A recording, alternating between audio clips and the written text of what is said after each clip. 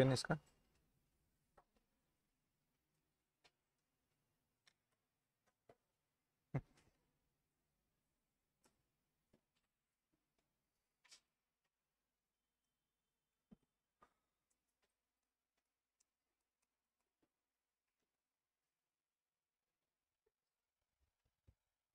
चलिए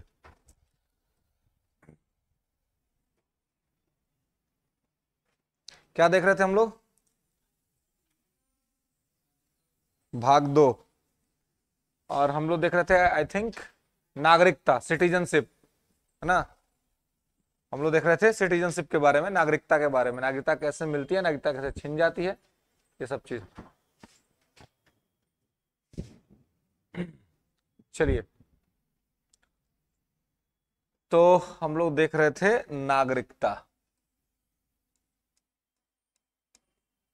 जिसमें हम लोगों ने कल बात किया था। हम सब लोग कहाँ के नागरिक हैं जी? पढ़ते हैं ना? कोई एनआरआई नहीं है इसमें क्या जी? इसमें आज पहला क्लास है आपका? इससे पहले बैच में थे शायद आप, है ना?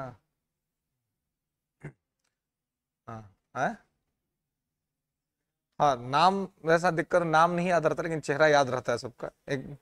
एक बार जिनको देख लिया वो मेमोरी में रहते हैं ना, लेकिन नाम नहीं आता, कि इतने लोग चुके रहते हैं कि नाम सबका याद रखना मुश्किल होता है। कुछ लोग लेकिन तय कर लेते हैं कि नाम याद करवा देना है ना,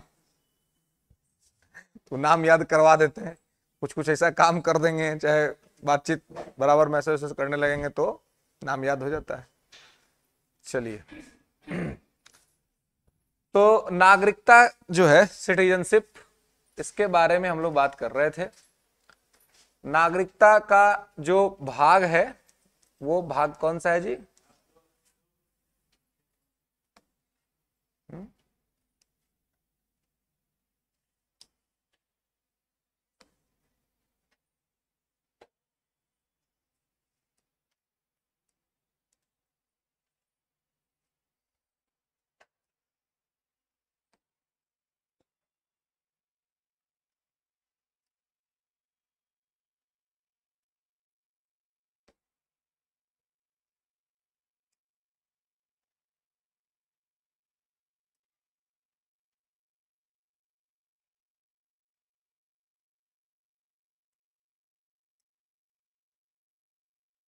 तो नागरिकता के संबंध में जो हम लोग बात कर रहे थे, ये भाग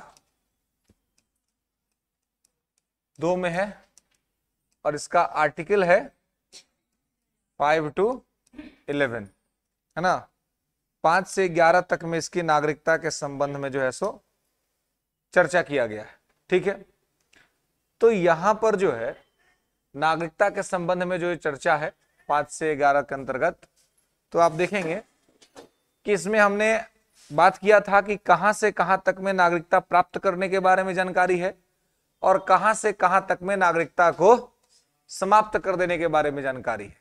ये तमाम चीजें जो है सो हम लोग यहां पर बातचीत किए थे, देखे थे, ठीक है। अब हमें देखना है इसके आगे, किसके आगे क्या है। तो आप देखेंगे कि नागरिकता जो है 5 से 11 तक में इसकी चर्चा है और इसमें तमाम चीजें जो है सो वर्णित किए गए हैं। तो आर्टिकल 5, 6, 7 और 8 ये बताते हैं कि how to achieve Indian citizenship, कि भारत की नागरिकता कैसे प्राप्त होगी। ये 5, 6, 7 और 8 में लिखा हुआ है, जो हमने कल बताया भी था आपको कि आर्टिकल 5 कहता है कि संविधान के प्रारंभ में नागरिकता, यानी कि जब देश का संविधान लागू हुआ उस समय नागरिकता कैसे ग्रांट की गई, इसके बारे में बात किया गया है। जिसमें कहा गया था कि संविधान लागू होने के 5 वर्ष पहले से जो लोग भारत में रह रहे हैं उन सबको भारत का नागरिक मान लिया जाएगा, ठीक है। ये आर्टिकल 5 में लिखा हुआ था। आर्टिकल 6 कहता है कि पाकिस्तान से भारत आए लोगों की नागरिकता। तो जब हमारा संविधान बन रहा था, जब हम इंडिपेंडेंट हुए, एट द सेम टाइम क्या हुआ कि हमारा विभाजन भी हो गया, हमारा पार्टीशन भी हो गया। तो कुछ लोग पाकिस्तान के हिस्से में पड़े और कुछ लोग भारत के हिस्से में पड़े। होता है ना, बंटवारा होता है तो क्या होता है जी, कुछ लोग कहता है कि माँ मेरे हिस्से में रहेगी, पिताजी मेरे हिस्से में रहेंगे, ना। बताइए, जो माता पिता संयुक्त तौर पे बच्चे को जन्म दिए वही भविष्य में क्या कह देते हैं जी, कि माई हमारा हिस्सा में रहता हो, बाबूजी तोरा हिस्सा में रहता हो। ये ठीक बात है जी? नहीं है ना? उनका तो अस्तित्व संयुक्त में है ना, संयुक्त का अस्तित्व है, माता पिता का अस्तित्व। लेकिन भविष्य में लोग क्या करते हैं, उनको भी बांट देते हैं, तो जिसके हिस्से में जो पड़ जाए, है ना। गांवों में देखते हैं बंटवारा होता है तो किसी को बढ़िया घर पड़ गया, किसी को खराब घर पड़ गया, है ना। कोई पक वाला ले लेता है, कोई मटिया वाला ले लेता है। तो मटिया वाला कहता है ना कि भाई हमको खराब घर दे दिया, है कि नहीं। तो वैसे जब भारत का विभाजन हुआ तो जो पाकिस्तान के हिस्से में पड़ा, उसको बाद में समझ में आया कि हम गलत जगह आ गए, हमको भारत में रहना चाहिए। तो पाकिस्तान वाला आदमी सब कहां चला आया उठ करके, मतलब जिनको लगा कि हमको पाकिस्तान में रहना, हमको भारत में रहना है, तो पाकिस्तान छोड़ के कहां आ गए, भारत आ गए। तो वही आर्टिकल 6 कहता है पाकिस्तान से भारत आए लोगों की नागरिकता।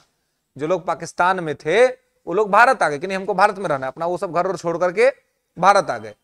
ऐसे ही आर्टिकल 7 कहता है भारत से पाकिस्तान गए लोगों की नागरिकता।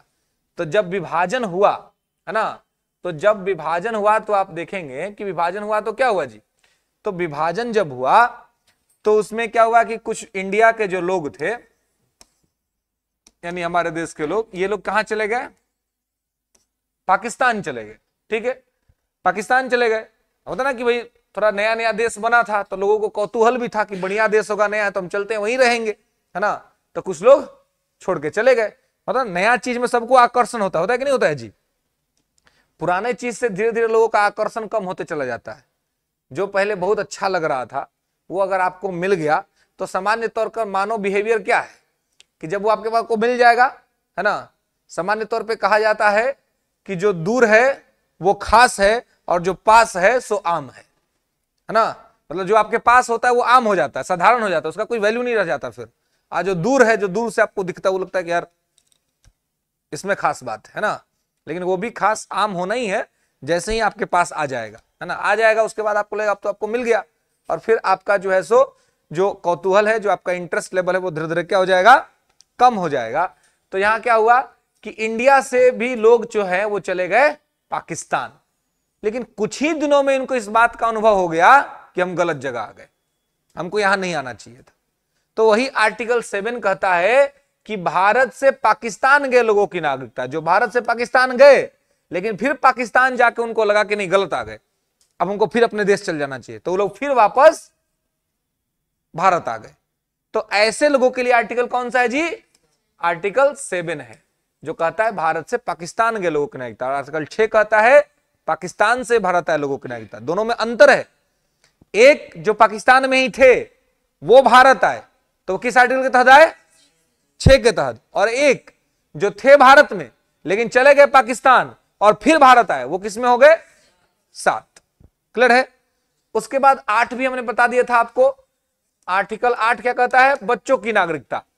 तो बच्चों की तो वैसी कोई नागरिकता होती नहीं है, कोई भी नागरिकता आपका जो नागरिकता है वो माता पिता की नागरिकता के हिसाब से रहेगा। लेकिन हाँ, जब 18 वर्ष से अधिक का हो गया बच्चा तो अब वो चाहे तो अपने हिसाब से अपनी नागरिकता को चुन सकता है। तो ऐसे लोग, जब देश गुलाम था तो भारत के बहुत से लोग ऐसे थे जो विदेश चले गए थे। तो विदेश चले जाने के वजह से क्या हुआ, है ना, जब वो विदेश चले गए तो क्या हुआ कि जब सारे लोग विदेश चले गए तो उसमें वो वहीं रह गए। तो उसके बाद उनके बच्चे हुए वहां, फिर उनके बच्चे हुए, उनको ऐसा पता चला कि भाई हमारे दादाजी, हमारे पिताजी जो थे वो भारत के थे, तो अब उनको मन कर रहा है कि हम भारत के नागरिकता ले। तो कैसे होगा, तो आर्टिकल 8 के तो उनको मिल जाएगी नागरिकता। वो कहेंगे भारत सरकार को कि मेरे दादाजी या मेरे पिताजी, मेरे पूर्वज भारत के थे लेकिन इस कारणवश वो यहाँ आ गए थे, अब मैं चाहता हूं कि मैं फिर से अपने पिताजी का जो जन्मभूमि था या दादाजी का जो जन्मभूमि था वहीं पे मैं रहूं।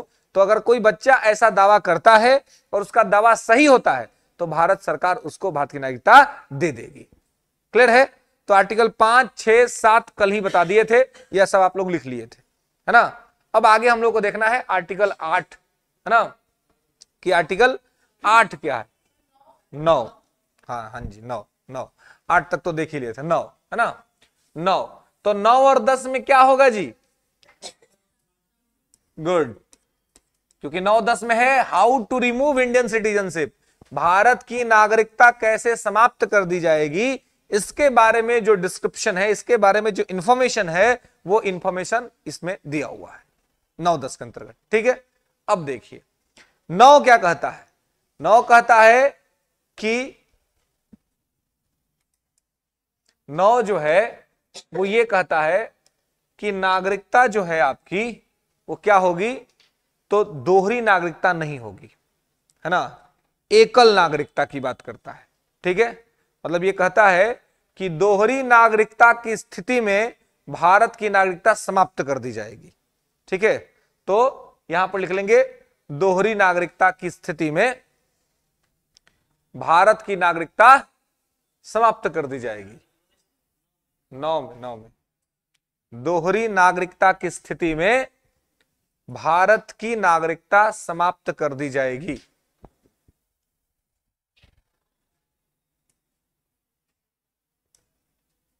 ठीक है,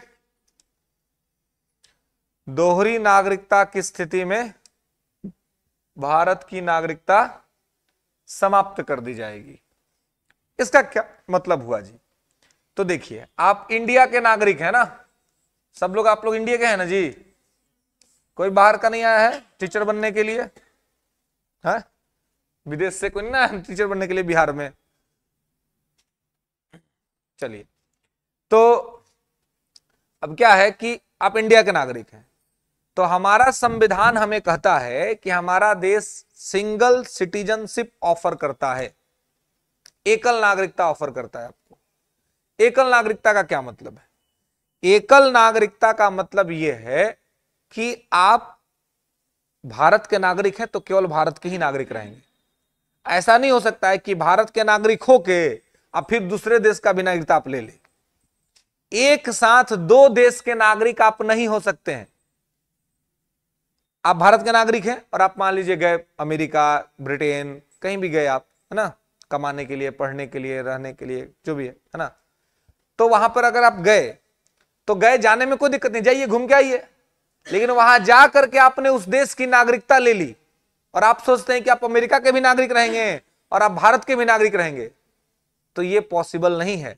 जैसे ही आप वहां की नागरिकता लेंगे, इंडियन एम्बेसी को यह खबर मिल जाएगी, भारत का जो राजदूत वहां बैठा हुआ है उसको खबर मिल जाएगी कि भारत का एक नागरिक जो है वो अमेरिका का नागरिकता ले लिया, तो at the same time, at the same place आपकी इंडियन सिटीजनशिप खत्म कर दी जाएगी, भारत की नागरिकता आपकी समाप्त हो जाएगी। तो आर्टिकल 9 मुख्य तौर पे आपको यही समझाने का प्रयास करता है कि अगर आपको भारत के नागरिक आप हैं तो दूसरे देश की नागरिकता नहीं ले सकते हैं, और अगर आप दूसरे देश की नागरिकता ले लिए तो भारत की नागरिकता आपकी खत्म हो जाएगी। क्लियर है, बताइए समझ में नो क्या कह रहा है कि एक बार में एक ही देश की नागरिकता लेंगे, है ना, दूसरे देश की नागरिकता आप नहीं लेंगे, और अगर आपने दूसरे देश का नागरिकता ले लिया तो भारत की नागरिकता आपकी खत्म हो जाएगी। तो भारत केवल एकल नागरिकता को स्वीकार करता है, सिंगल सिटीजनशिप को स्वीकार करता है, इसलिए हम सभी क्या है, भारत के नागरिक हैं। We all are citizen of India, हम सब भारत के नागरिक हैं और बिहार के क्या है जी, निवासी हैं। ठीक है, बताइए समझ में कोई दिक्कत। आर्टिकल 10 क्या कहता है, तो संसद नागरिकता समाप्त कर सकती है। 10 लिखेंगे, संसद नागरिकता समाप्त कर सकती है। पार्लियामेंट है power to remove your citizenship. संसद नागरिकता समाप्त कर सकती है।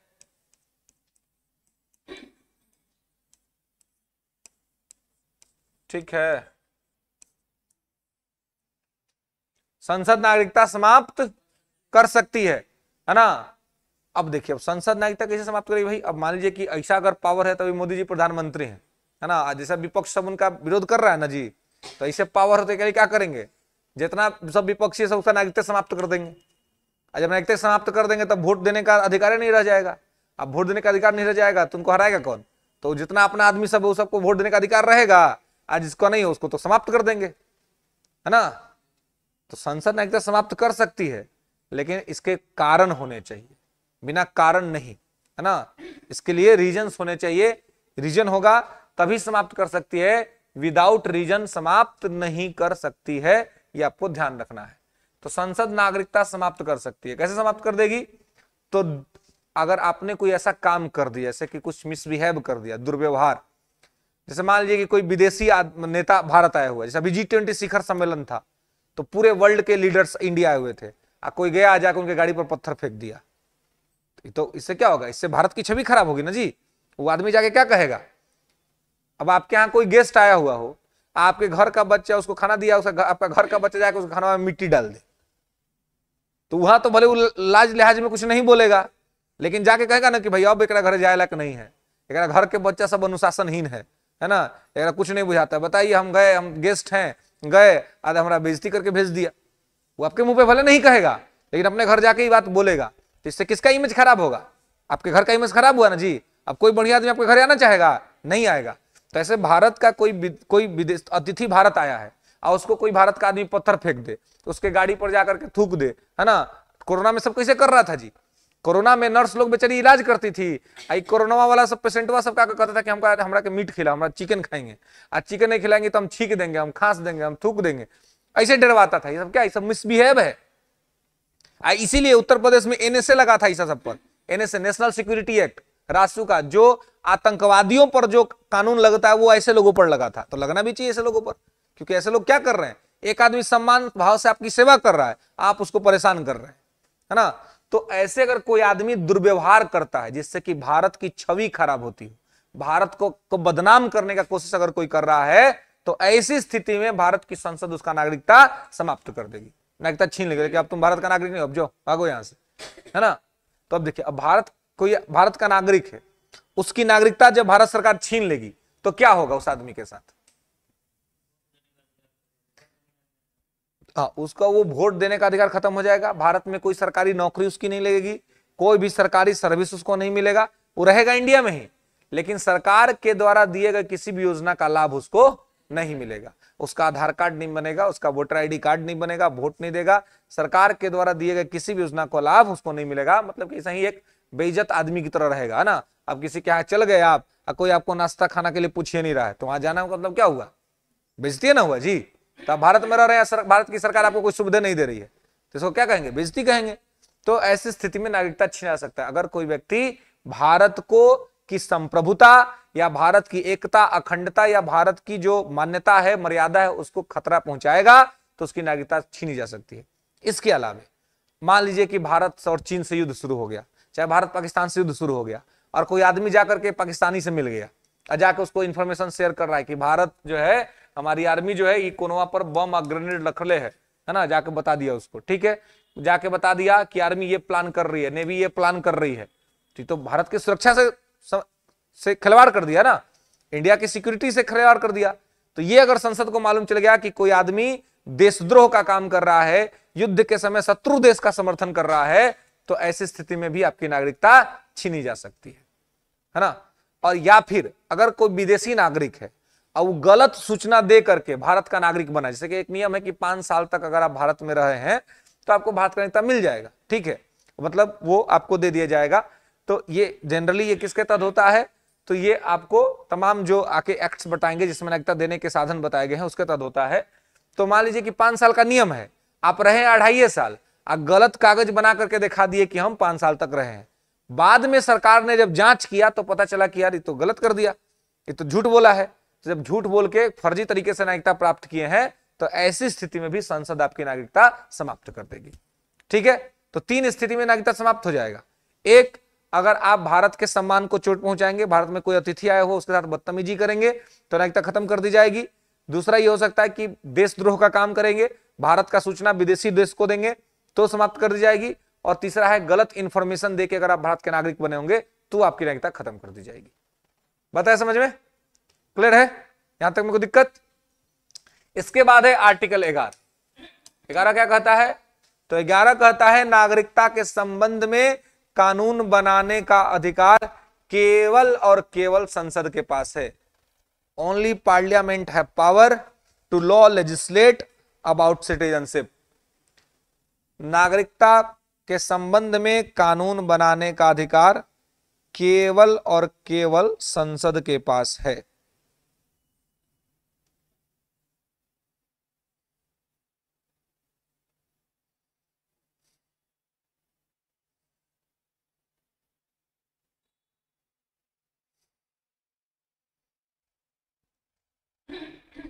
ठीक है, संसद के पास है। इसका मतलब क्या हुआ, नागरिकता के संबंध में कानून बनाना होगा तो कौन बनाएगा, संसद बनाएगा।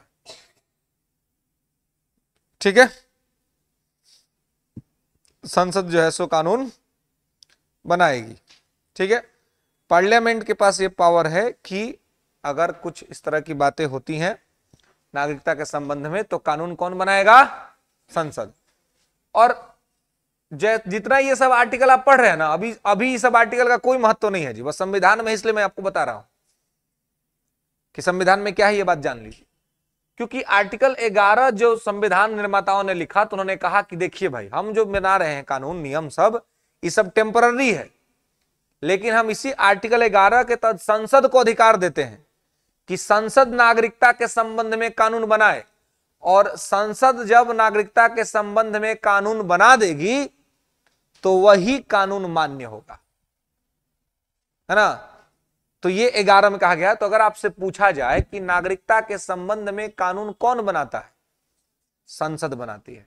संसद के पास ही पावर है नागरिकता के संबंध में कानून बनाने का। ठीक है, कोई भी राज्य सरकार या कोई भी दूसरी सरकार नागरिकता के संबंध में कानून नहीं बना सकती है।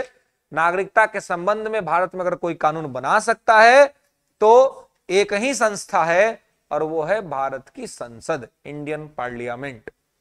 ओके, क्लियर है, कोई दिक्कत, बात सब समझ में आ रहा है ना जी। ये नहीं हो रहा है कि बाल मुड़ाया ओला पड़ गया, सुने, वन वर्ड सब्स्टिट्यूशन है।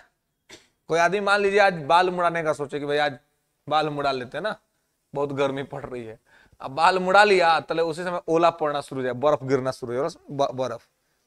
अब उसको क्या लगेगा कि यार डिसीजन तो गलत हो गया, है ना। अगर पता होता कि भाई बर्फ पड़ने वाला है, हम तो गर्मी के चक्कर में बाल मुड़ाए, हम मालूम चला कि हाँ बर्फ पड़ने लगा, तो डिसीजन गलत हो गया ना।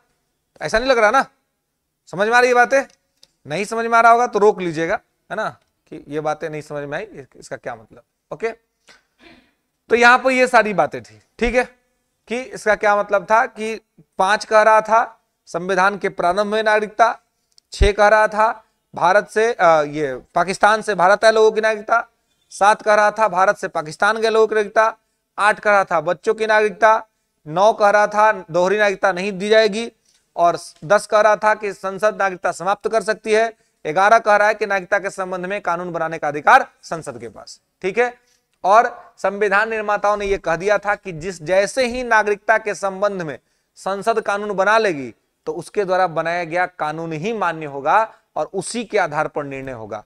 तो आज वर्तमान में अगर आपसे पूछा जाए कि नागरिकता के संबंध में अगर कोई गड़बड़ी हो या कोई चीज ठीक करना हो या किसी को नागरिकता देना हो या किसी की नागरिकता छीननी हो तो वो कौन सा डॉक्यूमेंट है जिसको देखा जाएगा, तो संविधान को नहीं, नागरिकता अधिनियम 1955 में ही भारत की संसद ने नागरिकता के संबंध में कानून बना दिया जिसको कहते हैं नागरिकता अधिनियम 1955, सिटीजनशिप एक्ट 1955।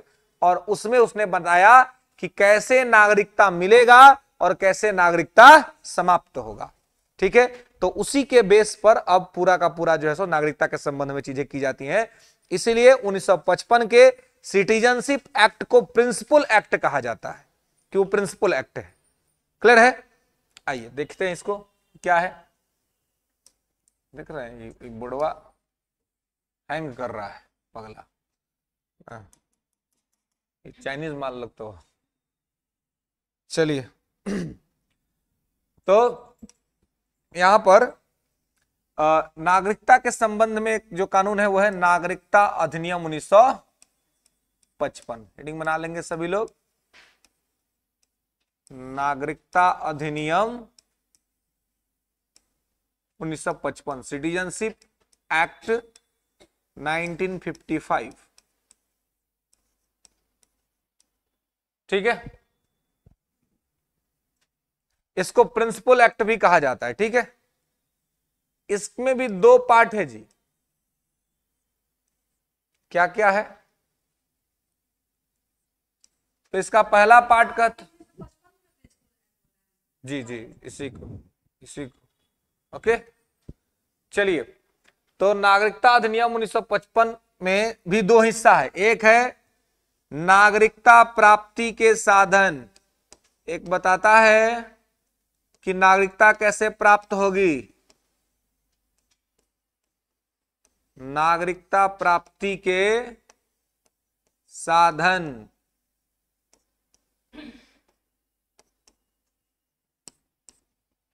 नागरिकता कैसे प्राप्त होगी, ठीक है। और दूसरा है नागरिकता समाप्ति के साधन। नागरिकता समाप्ति के साधन। इसमें भी दो बातें बताई गई हैं, एक की how to achieve Indian citizenship, कि नागरिकता कैसे प्राप्त होगा, और नागरिकता कैसे समाप्त हो जाएगा, ठीक है। तो नागरिकता प्राप्त होने के इसने 5 साधन बताए हैं कि 5 तरह से नागरिकता प्राप्त होगा, ठीक है। 5 तरह से नागरिकता प्राप्त होगा। कैसे कैसे? तो पहला जन्म से,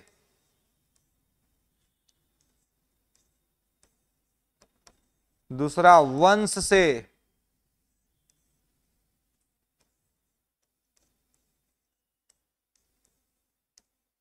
तीसरा पंजीकरण से,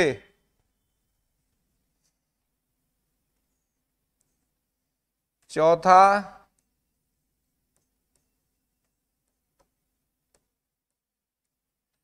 प्रकृतिकरण से,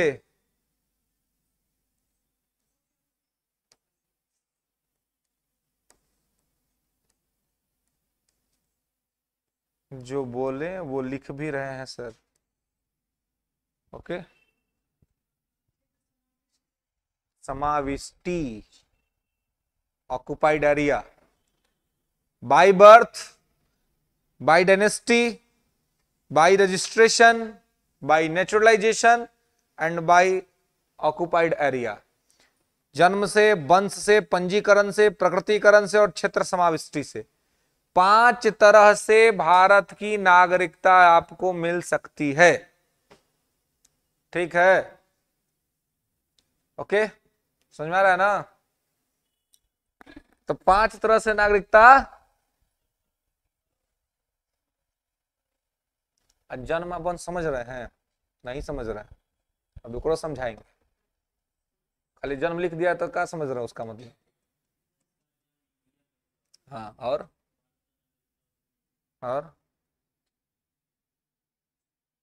अब वंश से क्या समझ रहे हैं?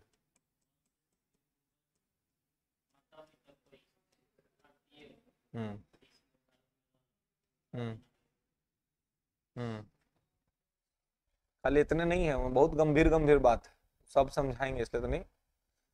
रामचरितमानस में क्या लिखा है? धीरज धरहु नर अरु नारी, आपतकाल परखी हचारी। Do you know about it? What is said right now? धीरज धरहु नर अरु नारी, है ना। विपतकाल परखी हचारी या आपतकाल परखी हचारी। जब पहले क्या करना होता है? व्यक्ति के धैर्य रखना होता है ना। धैर्य रखते हैं तो सारा चीज धीरे धीरे समझ में आ जाएगा। इसमें बहुत सारी बातें हैं। जन्म में वंश, खाली वो नहीं है कि जन्म हो जाएगा, तो बहुत मामला सब है, सब मामला वो समझाएंगे, है ना। जंप करके सीधे यहाँ नहीं जाना है, यहाँ नहीं जाना है, क्रोनोलॉजी में चलना है, सबको समझते बूझते, ठीक ना। अब बनना है क्या? अच्छा, हाँ, तो इसका मतलब क्या? जंपिंग करके चलना है। हाँ तो, हाँ,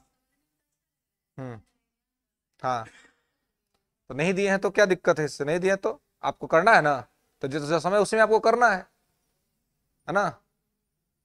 दिक्कत यह है कि कुछ लोग अपनी मजबूरी को अपनी मजबूरी ही बना कर रखते हैं, कुछ लोग अपनी मजबूरी को ही ताकत बना लेते हैं। डिपेंड्स ऑन पर्सनालिटीज, है ना, व्यक्ति कैसा है ना। बहुत से लोग हैं जो 2 महीने में बहुत सारा काम कर देते हैं, बहुत से लोग 2 साल में नहीं कर पाते हैं। हाँ, तो वही तो कह रहे, तो ये अतुल प्रसाद जी के बस में जो है उन्होंने कर दिया। अतुल प्रसाद के जो बस में है उन्होंने कर दिया, उनके बस में था, वो पावर में है, सत्ता में है। उन्होंने अपने जीवन में ऐसा काम किया है कि उस पद पे पहुंचे हैं कि वो एक समय एक निर्णय से कितने लोग का जीवन प्रभावित कर सकते हैं। ये उनके अपने जीवन का अचीवमेंट है। अब ये आपके जीवन का अचीवमेंट तय करेगा कि आप अपने निर्णय से कितने लोग का जीवन प्रभावित करिएगा। ठीक है 2 महीने का टाइम मिला है तो कम टाइम थोड़ा होता, 2 महीने का टाइम। सबको पढ़िए, सब कुछ छोड़ छाड़ के पढ़िए, डेडिकेशन दिखलाइए, है ना। छोड़ के निकलिएगा, जहां से छोड़ के जाइएगा वहीं से सवाल पूछ देगा। तब तो कहिएगा कि हम तो नहीं पढ़े, तभी नहीं कहिएगा कि सर जंपिंग करके चलने के लिए हम ही कहे थे कि सर जंपिंग करके चलिए, 2 महीने का समय है। हम तो भाई जंपिंग करके, मेरा स्टाइल थोड़ा अलग है ना। पता कर लीजिएगा पहले के बैचेज में, जहां का भी मैं पढ़ाता हूँ अपने हिसाब ही से पढ़ाता हूँ, है ना। मैं ये नहीं सोचता कि आप क्या चाहते हैं, बस ये सोचता हूँ कि आपके लिए क्या अच्छा हो सकता है, और ये आपको नहीं पता है कि आपके लिए क्या अच्छा हो सकता है। हमेशा जनमत सही नहीं होता है, जनता जो चाहती है वो हमेशा सही हो, ये ठीक बात नहीं है। राम जी को जब वनवास हुआ था तो पूरी जनता मनाने के लिए गई थी कि नहीं गई थी? लोकतंत्र क्या कहता था? जनता का मत था कि राम वापस आ जाए, अयोध्या चले, राजा बन जाए। लोकतंत्र तो यही चाहता था ना। सारी जनता रो रही थी राम के लिए। इवन जब दशरथ मर गए तो दशरथ तो मनाने के लिए भी गए भरत। अब भरत का अब क्या, तो पिताजी मर गए, माता ने वचन मांगा था, माता भी कह रही है कि हमको पश्चाताप है अपने निर्णय पर। अब चलिए, पूरा अयोध्या चाह रहा है कि चलिए हम हैं, हमको राज्य मिला, हम कह रहे हैं कि हमको राज्य नहीं चाहिए। तो लोकतंत्र क्या था? लोकतंत्र तो चाहता था, जनता चाहती थी कि राम कहां चले, अयोध्या चले। लेकिन जनता के मत पर राम ने जनता के मत को महत्व नहीं दिया। राम ने इस बात को महत्व दिया कि क्या उचित है। पिता मर गए, इसका मतलब उनका वाणी झूठा नहीं होना चाहिए। जो उन्होंने वचन दे दिया उसको हमको फॉलो अप करना है। भरत को भी यही समझाया कि तुम अपना काम करो, हमको अपना काम करने दो। लोकमत हमेशा सही नहीं होता है। अरस्तु मरते मरते कहा था कि लोकतंत्र भ्रष्टतंत्र का उदाहरण बनेगा। तो हालांकि उसके जो चेला सब थे उसने पूछा कि सर आप कह रहे हैं कि लोकतंत्र भ्रष्टतंत्र का उदाहरण बनेगा, तो लोकतंत्र से बढ़िया कोई शासन व्यवस्था बता दीजिए। उसने कहा कि एक बात और समझ लो कि लोकतंत्र चाहे कितना भी भ्रष्टतंत्र हो जाए, अपने समकालीन सभी तंत्रों में सबसे अच्छा तंत्र होगा। और ये सही बात है। हम लोकतंत्र को चाहे कितना भी कोस ले, लेकिन बगल में चाइना देख लीजिए, साम्यवाद है। रसिया देख लीजिए, साम्यवाद देश है, वहां पे लोकतंत्र नहीं है। तो वहां के लोगों की क्या स्थिति है? कितने बुरी स्थिति है वहां के लोग कुछ नहीं बोल सकते। हम लोग कितना बोल लेते हैं खुलेआम सरेआम, प्रधानमंत्री के खिलाफ, सरकार के खिलाफ। वहां के लोगों को बोलने का अधिकार ही नहीं है। वहां पता ही नहीं चलता वहां पे क्या चल रहा है। वहां का कोई अगर आदमी सरकार का विरोध किया तो शाम तक गायब हो जाएगा और रात तक उसकी डेड बॉडी मिल जाएगी कहीं पे। ये होता है वहां पर, क्योंकि वहां पे साम्यवाद है। वहां वोटिंग नहीं होता, चुनाव नहीं होता। 15 को लोग बैठते हैं और तय कर देते हैं कि हम, शी जिनपिंग क्या हुआ 2035 तक रहेगा चाइना का राष्ट्रपति। ये कौन तय किया? वहां की जनता तय की? नहीं तय की। वहां के 15 लोग बैठे, उन्होंने मीटिंग किया और तय कर लिया कि भाई अब शी जिनपिंग ही रहे 2035 तक। इधर शी जिनपिंग ने तय किया, उधर रसिया में व्लादिमीर पुतिन ने तय कर दिया कि हम 2036 तक रहेंगे। कोई चुनाव का जरूरत नहीं। कुछ लोग इन सभी चीज से असंकित हैं, कुछ तो कह रहे हैं कि कहीं मोदी जी भी ऐसा ही ना कर दे। ऐसा ना हो कि 2024 का चुनाव भारत के लिए अंतिम चुनाव हो, मोदी जी जीत के आएंगे, फिर एक के बाद सीधे कहेंगे अब जब तक जिएंगे हम ही प्रधानमंत्री रहेंगे। क्योंकि मोदी जी की छवि भी थोड़ी सी है, उनकी स्ट्रिक्ट पर्सनालिटी, इंदिरा गांधी जैसा। इंदिरा जी भी वैसी ही थी देश में, तो वैसा है। तो मेन मुद्दा यह है कि आपको हर चीज को क्या करना है, अंडरस्टूड करना है। और आप ये मत अगर समझते हैं कि ये एक वैकेंसी या एग्जाम इसलिए हो रहा है कि आपको लेना है, तो ये एकदम गलत सोचना है। एग्जाम आपको सिलेक्ट करने के लिए नहीं हो रहा है, एग्जाम आपको छांटने के लिए हो रहा है कि आपको छांट देना है, भीड़ खत्म कर देना है ना। तो अब इसमें सेलेक्ट वही होगा जो सबसे ज्यादा बेहतर होगा। तो आपका चुनाव नहीं किया जाएगा, आपकी छटनी की जाएगी। तो छटनी में चुन के वही जाएगा जो बेहतर होगा। अब बेहतर मतलब क्या? दिखने में बढ़िया, स्मार्ट, क्रीम पाउडर लगा के खूब बढ़िया एकदम बेल बटन लगा के नहीं, मानसिक स्तर पे बेहतर, नॉलेज के मामले में बेहतर।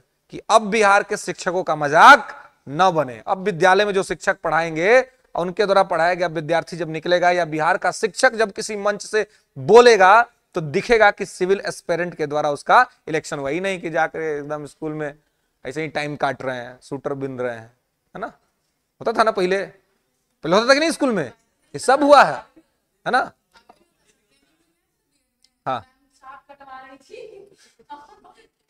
साग कटवा रही थी तो टीचर लोग से कटवा रही थी का कि अपने अपना काट रही थी?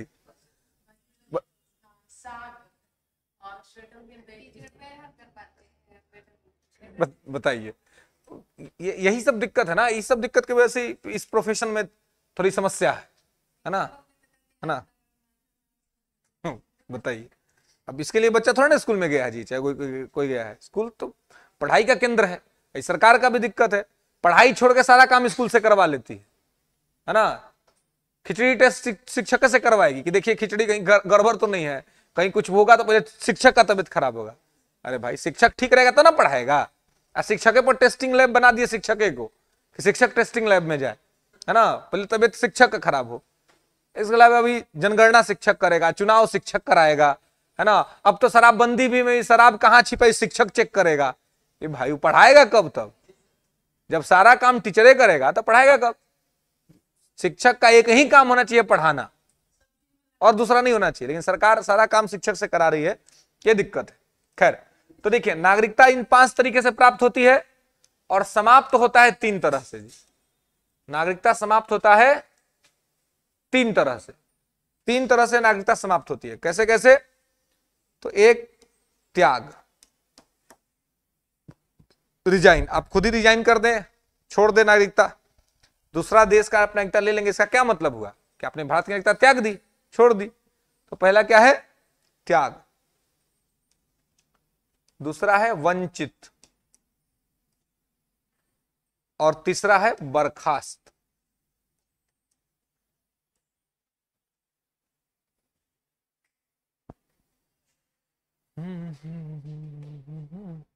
ठीक है, तो ये 3 तरह से नागरिकता समाप्त हो जाएगी और 5 तरह से नागरिकता मिलेगा। ये संसद ने कानून बनाया हुआ है। ठीक है, अब देखिए, एक सवाल ये भी पूछा सकता है कि नागरिकता अधिनियम 1955 को अभी तक कितना बार संशोधित किया गया है? तो सबसे पहले इसको जो संशोधित किया गया, अमेंडमेंट किया गया, 1987 में किया गया। 86 मुख्य तौर पे 1986।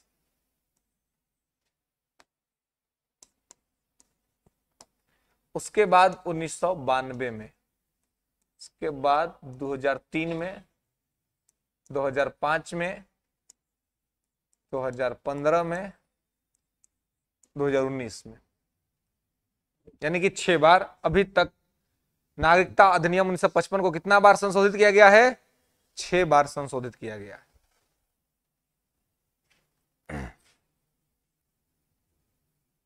ठीक है, अब देखिए, तो चूंकि अभी तक नागरिकता अधिनियम 1955 को 6 बार संशोधित किया गया है, तो इसको अलग अलग कॉलम में संशोधित किया गया है। तो पहला है जन्म, है ना। तो अब देखिए, नागरिकता प्राप्त करने में पहला क्या है? जन्म, कि जिस किसी का भी जन्म यदि भारत में हुआ है तो क्या माना जाएगा जी? अगर किसी का जन्म भारत में हुआ है तो यह माना जाएगा कि वो क्या है? भारत का नागरिक। जन्म अगर किसी का भी भारत में हुआ है तो जन्म से, तो हम सब लोग क्या हैं? जन्म से भारत के नागरिक हैं। तो भारत का संविधान में यह हो गया, बन गया कानून कि जिस किसी का भी जन्म भारत में होगा उसको भारत का नागरिकता दिया जाएगा। तो ये तो हम लोग के लिए तो ठीक था, लेकिन इसमें एक बहुत बड़ा ब्लंडर मिस्टेक हुआ, है ना। ब्लंडर और मिस्टेक दोनों का मतलब होता है गलती है। मैं दोनों को साथ साथ बोलता हूं ना। जब बहुत बड़ा गलती होता है ना, ब्लंडर भी गलती है, मिस्टेक भी गलती है। हाँ तो ये बहुत ही बड़ा गलती है, इसलिए ब्लंडर मिस्टेक है। ठीक है ना, गलती नहीं है खाली, बहुत ही बड़ा गलती है ना। बहुत ग्रेवियस रॉन्ग है ना। एक होता है सर फूटना, एक होता है सर फट जाना, है ना। तो ये फटा हुआ सर है। तो इसमें कहा दिया गया कि भाई जन्म से भारत के नागरिकता आपको मिलेगा, है ना। इसका गलत फायदा कौन उठाया? बाहर के देश के लोगों ने। उन्होंने देखा कि भारत ने तो नियम बना दिया कि जिसका जन्म होगा भारत में वो भारत का नागरिक होगा। तो सबसे ज्यादा इसका फायदा उठाया पाकिस्तानी सब। उसको समझ में आ गया कि भाई हमारा देश में तो बड़ी दिक्कत है। तो ये लोग क्या करता था? 1986 में जो संशोधन हुआ भारत के में, ये जन्म के कॉलम में हुआ। राजीव गांधी उस समय देश के प्रधानमंत्री थे 1986 में। तो जन्म वाले कॉलम में हुआ। क्यों? क्योंकि भारत की जनसंख्या लगातार बहुत स्पीड में बढ़ रहा था। 1955 के बाद से खूब इस जनसंख्या बढ़ रहा था। सरकार को समझ में नहीं आ रहा था कि जनसंख्या इतना तीव्र गति से बढ़ कैसे रहा है, इतने लोग आ कहां से रहे हैं, कैसे हो रहा है। तो बाद में सरकार को समझ में आया कि हमने बहुत बड़ा गलती कर दिया। कह दिया कि जिसका जन्म होगा वो भारत का नागरिक। अब पाकिस्तानिया साहब उसको आपको मन कर रहा था कि हम भारत के नागरिक हो जाएं। देखिए वहां पे आज के दिन में क्या स्थिति है, खाने के लाले पड़े हुए हैं, है ना। तो सब क्या करता था, अपना शादी किया पाकिस्तान में, है ना, पाकिस्तान में अपना शादी करता था, ठीक है। शादी करने के बाद प्रोग्राम बनाता था बच्चा करने का, ठीक है। तो अपना पूरा का पूरा प्रोग्राम पाकिस्तान में बनाता था, ठीक है। पूरा प्रोग्राम पाकिस्तान में बनाया, शादी किया, बच्चा का प्रोग्राम बनाया। और जब बच्चा होने का समय नजदीक आया तो प्रोग्राम बनाया पाकिस्तान में और लॉन्च कर दिया इंडिया में। लॉन्च कैसे करता था, तब भारत सरकार को कहता था कि हाँ देखिए ना, हमरा नया नया शादी भइल है, हमरा घूमने का मन कर रहा है कुतुब मीनार, हम कुतुब मीनार देखना चाहते हैं, चाहे हमारी पत्नी ताजमहल देखना चाहती है, हमको वीजा दे दीजिए। तो भारत सरकार सोचता है घूमने के लिए आ रहा है, दुगो का दिक्कत है, दे देते हैं।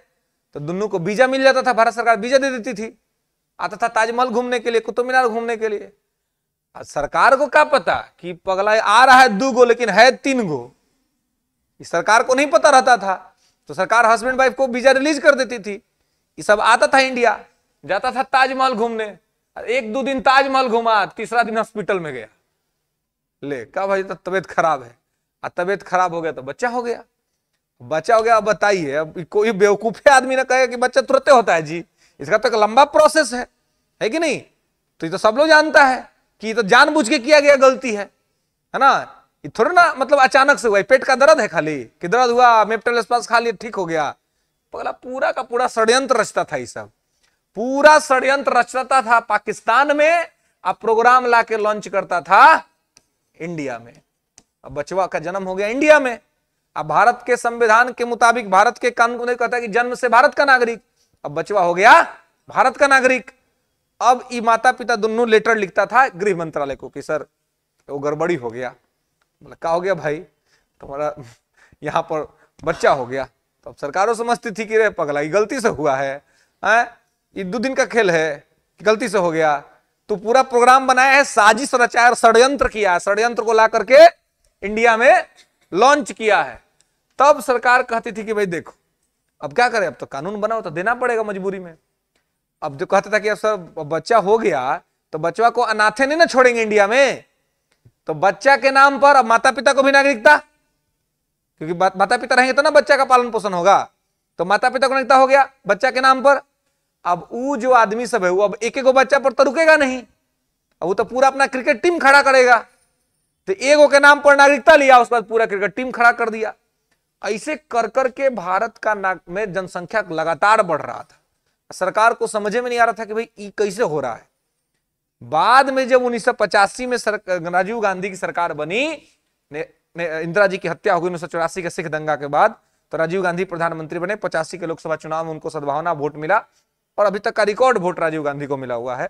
तो राजीव गांधी सरकार ने इसमें अमेंडमेंट कर दिया जन्म वाले कॉलम में, और अब इसमें उन्होंने 1986 में जो अमेंडमेंट हुआ वो कहां हुआ, इसी जन्म वाले कॉलम में हुआ।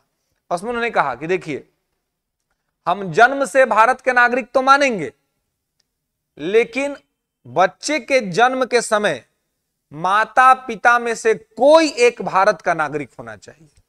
अब थोड़ा सा मामला को गड़बड़ किया गया, मतलब कि अब जो सब प्लान बनाता था अपना कि यहां पे शादी किया और आकर के इंडिया में लॉन्च कर दिया, तब सरकार कहा नहीं ऐसा नहीं होगा। अब बोला कि देखिए हम जन्म से नागरिकता तो देंगे, लेकिन बच्चे के जन्म के समय माता पिता में से कोई एक भारत का नागरिक होना चाहिए, तभी हम उस बच्चा को नागरिकता देंगे। तो चोरवा सब तो भाई काट ढूंढते ना रहता है।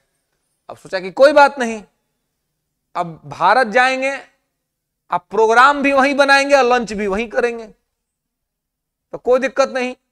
अब क्या करें, ऐसे मान लीजिए कि टूरिस्ट वीजा पर सिंगल आ गया, चाहे पढ़ने के लिए आया इंडिया, है ना, वीजा लिया पढ़ने के लिए आया, आके इंडिया में पढ़ रहा है, चाहे इंडिया में घूम रहा है, चाहे कमा रहा है, और अब इंडिया में लड़की खोज रहा है, चाहे लड़की आई है तो लड़का खोज रही है कि कोई तो मिल जाए, लड़की आएगी तो लड़का खोजेगी, लड़का आया तो लड़की खोजेगा, है ना, कि शादी हो जाए इंडिया में।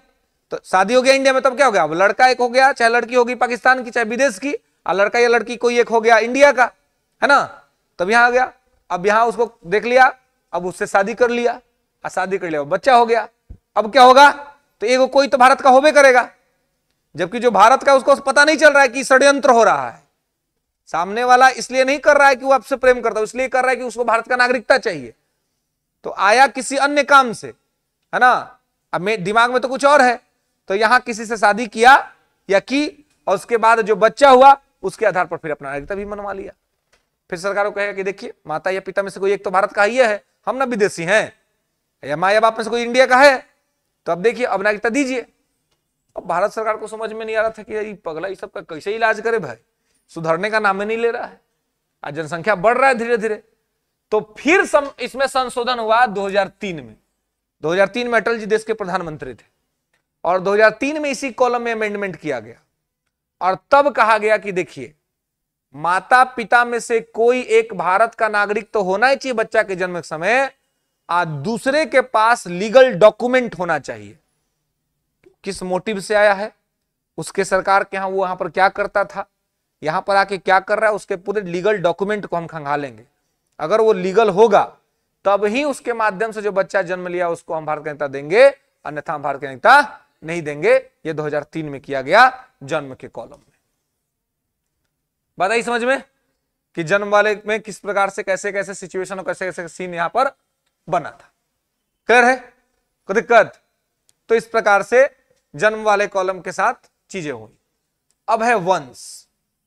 वंश का मतलब क्या है कि वंश के आधार पर नागरिकता दिया जाएगा, है ना।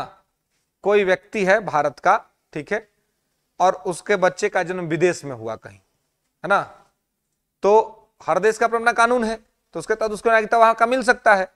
लेकिन अगर वो बच्चा चाहे कि नहीं उसके माता पिता का जो वंश है उसके हिसाब से हमको भी अपना मतलब उसके माता पिता का जो नेशनलिटी है, जो राष्ट्रीयता है, उसी राष्ट्रीयता को हम अपना नागरिकता मानेंगे, तो वो अपने माता पिता के आधार पर भारत का नागरिकता ले सकता है।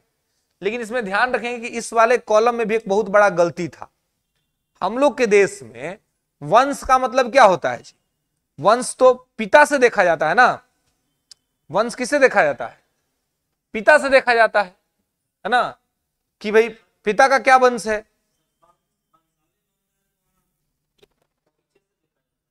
तोहरा वंशावली की कहानी के बात ना हो रहा है यहाँ हो रहा कि तोहरा बेटा हो तो केकर टाइटल लगे, तोहरा ना लगे, तो वंशावली पर नहीं जा रहे हैं आप। शादीशुदा हैं, है कि नहीं, है ना, बच्चा हुआ है ना, नहीं हुआ है अभी। बच्चा होगा तो जो अपना नाम लिखेगा तो माँ का टाइटल लिखेगा कि पिता का टाइटल लिखेगा? फिर वंशावली का बात नहीं हो रहा है। हम क्या कह रहे हैं, हमारा समाज पुरुषवादी समाज है, पितृसत्तात्मक समाज है। हम में से कोई अपने माता का टाइटल लगाया है? माता का टाइटल तो अपने बदल जाता है। जैसे ही लड़की का शादी होता है तो उसका टाइटल उसके पति का टाइटल हो जाता है, तो उसका जो बच्चा होता है उसका टाइटल उसका क्या, उसका पिता का टाइटल हो गया। बात नहीं समझ में आ रहा है? वंशावली यहां खतियान नहीं खुल रहा है ना।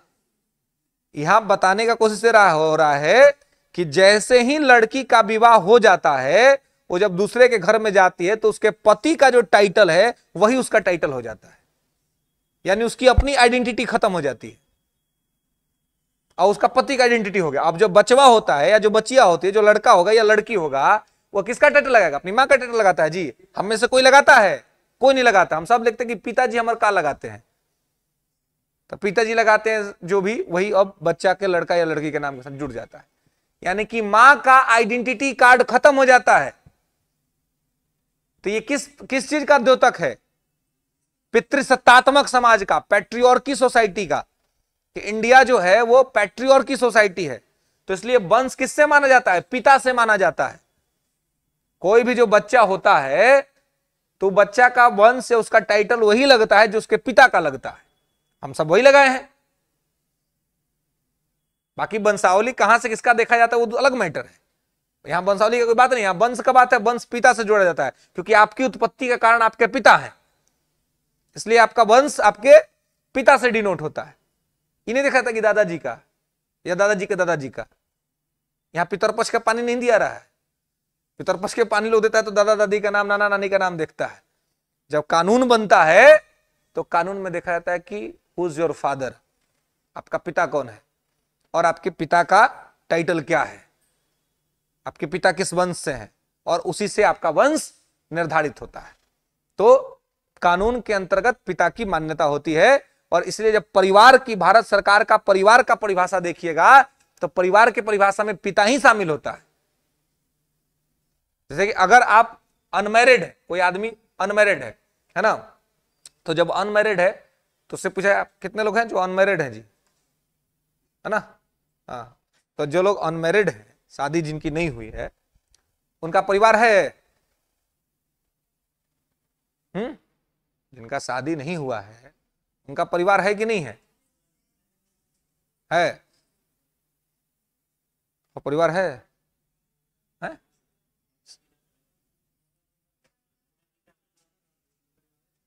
तो तुम्हारा परिवार है कि तुम उनके परिवार हो? हाँ, आप उनके परिवार हैं, आपका परिवार अभी नहीं हुआ है, पत्नी है, कैसे हुआ?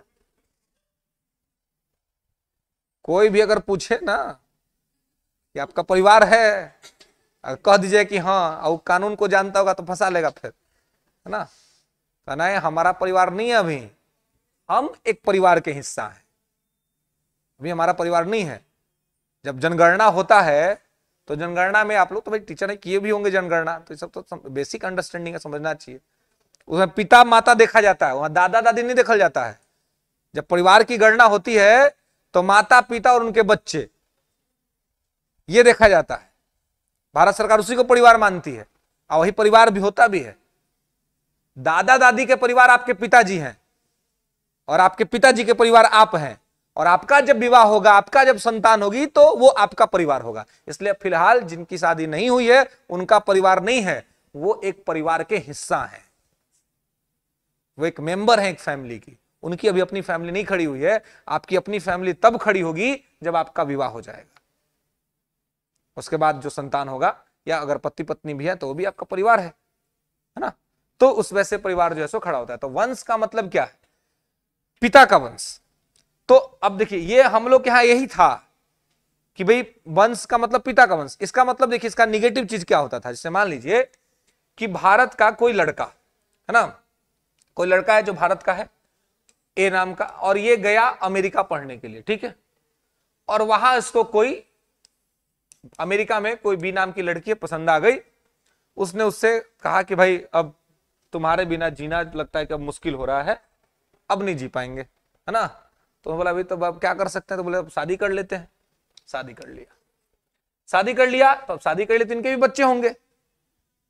तो अब ए जो है वो भारत का नागरिक है, अब बी अमेरिका की नागरिक है, ये लड़की है बी।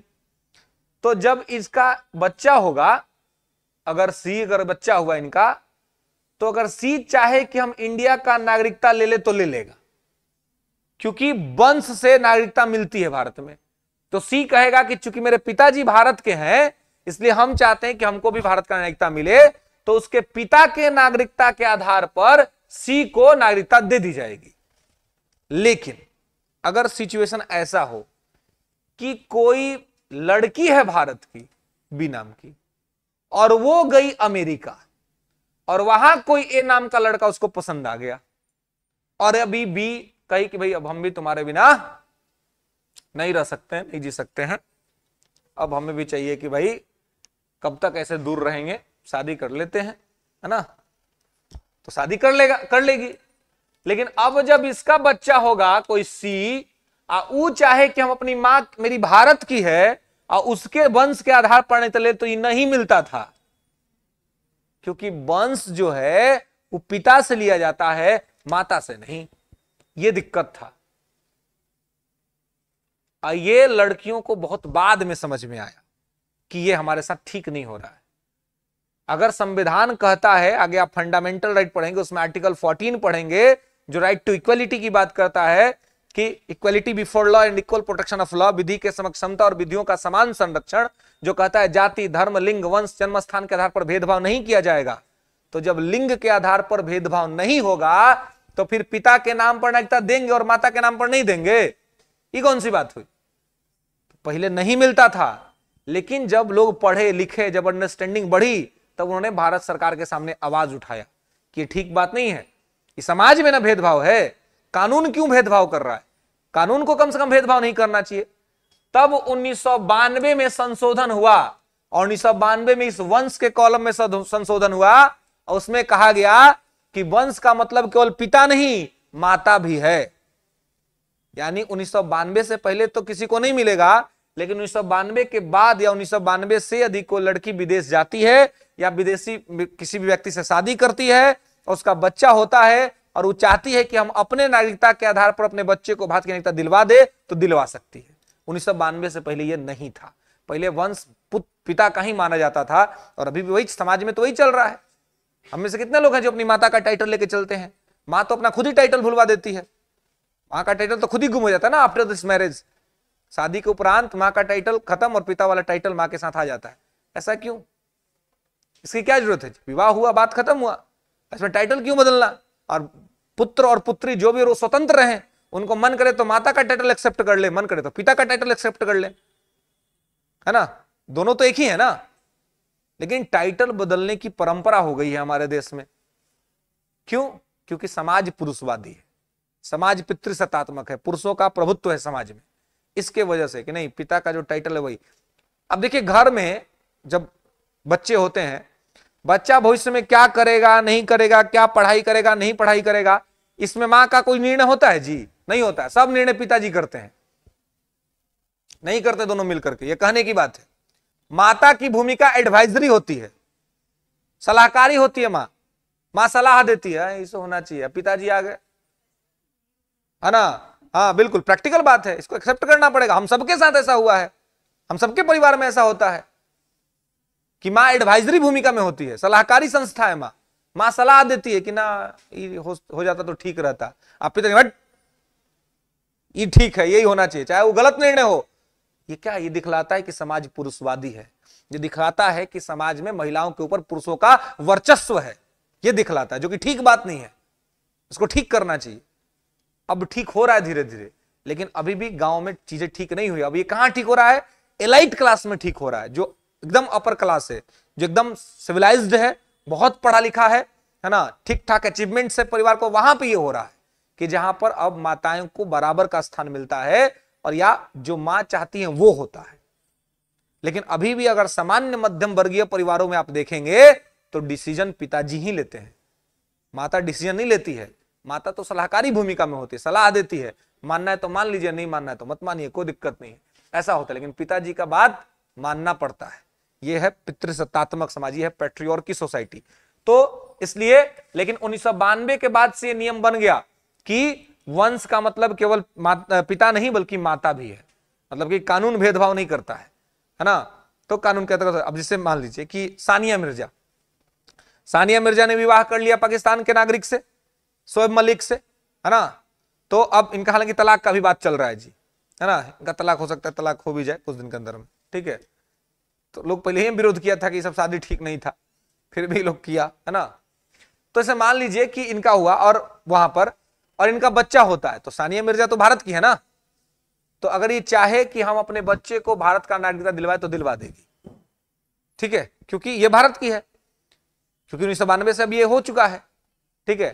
तो ऐसे ही कोई भी लड़की अगर भारत की और वो फॉरेन में किसी आदमी से शादी की और वहां उसका बच्चा हुआ, तो वो अगर चाहे, दोनों म्यूचुअल अंडरस्टैंडिंग से चाहे कि हमको अपना बच्चा को भारत का नागरिकता दिलवाना है, तो मां अपने नागरिकता के बेस पे दिलवा लेगी, क्योंकि अब वंश का मतलब केवल पिता नहीं बल्कि माता भी है, ठीक है।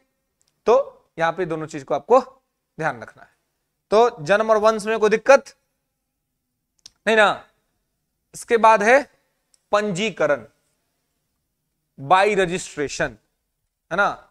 रजिस्ट्रेशन के माध्यम से भी आपको भारत का नागरिकता मिल जाएगा, लेकिन इसका शर्त है कि लगातार 5 वर्ष तक आपको भारत में रहना होगा। लगातार अगर आप 5 वर्ष तक भारत में हैं तो भारत सरकार से आप ये अपील कर सकते हैं कि हम इतना दिन से भारत में रह रहे हैं, हमको भारत का नागरिकता दीजिए। तो भारत सरकार, देखिए क्वालिफिकेशन हो गया। अब ऐसा थोड़ी कि क्वालिफिकेशन के बेसिस पर आपको नौकरी मिल ही जाएगा। अब से है कि मान लीजिए कि आप ग्रेजुएट हैं, तब आप बीपीएससी का एग्जाम दे सकते हैं, तब एसडीएम डीवाईएसपी वाला हो सकता है, या फिर जो आप लोग देंगे, अगर स्टेट क्वालिफाई है तभी दे पाएंगे आप, है ना। तो स्टेट क्वालिफाई होंगे तो क्वालिफिकेशन हो गया ना, कि स्टेट क्वालिफाई होंगे तभी जाकर के आप एग्जाम दे सकते हैं बीपीएससी वाला, और आप टीचर बनेंगे।